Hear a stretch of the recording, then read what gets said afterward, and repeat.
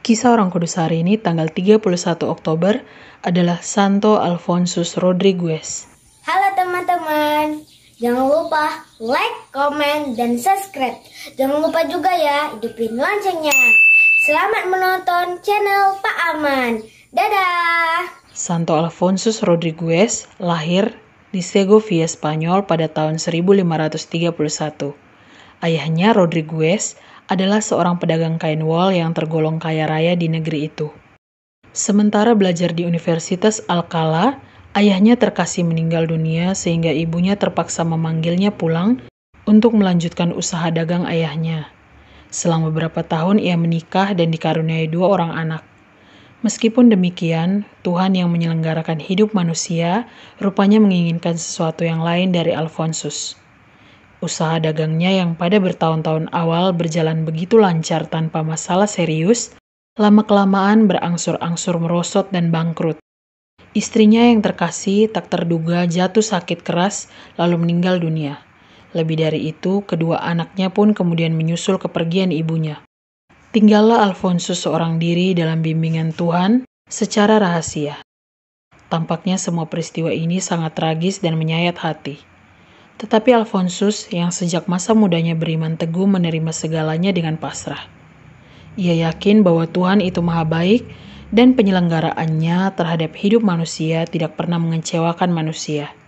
Ia yakin bahwa Tuhan selalu memilih yang terbaik untuk manusia. Lalu Tuhan menggerakkan hati Alfonsus untuk memasuki cara hidup bakti dalam suatu tarekat religius. Pada umur 40 tahun, ia memutuskan untuk meninggalkan kehidupan duniawi dan mengajukan permohonan menjadi seorang bruder dalam Serikat Yesus di Valencia, Spanyol.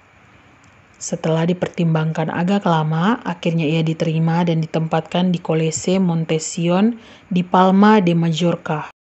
Disinilah ia menekuni sisa-sisa hidupnya dengan melaksanakan tugas-tugas yang diserahkan kepadanya. Tugasnya sangat remeh dan sepele, membukakan pintu bagi tamu, memberitahu penghuni bila kedatangan tamu, dan mengerjakan hal-hal kecil sembari menjaga pintu. Tuhan yang mengenal baik Alfonsus mengaruniakan kepadanya karunia-karunia istimewa, antara lain ketekunan berdoa dan pengetahuan adi kodrati. Karunia-karunianya ini membuatnya dikenal banyak orang sebagai seorang yang diterangi Allah. Banyak orang datang kepadanya untuk meminta nasihat, antara lain Santo Petrus Claver sewaktu masih belajar. Oleh bimbingan Alfonsus, Petrus Claver akhirnya tertarik untuk membaktikan diri bagi kepentingan jiwa orang-orang negro yang menjadi budak belian di Amerika Serikat.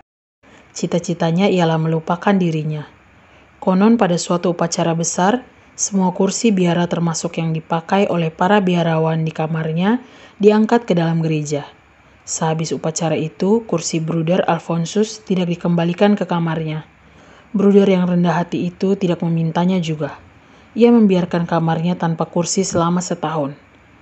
Pada tahun berikutnya ketika akan diadakan lagi upacara besar di gereja, barulah diketahui bahwa Bruder Alfonsus tidak mempunyai kursi sudah selama 1 tahun.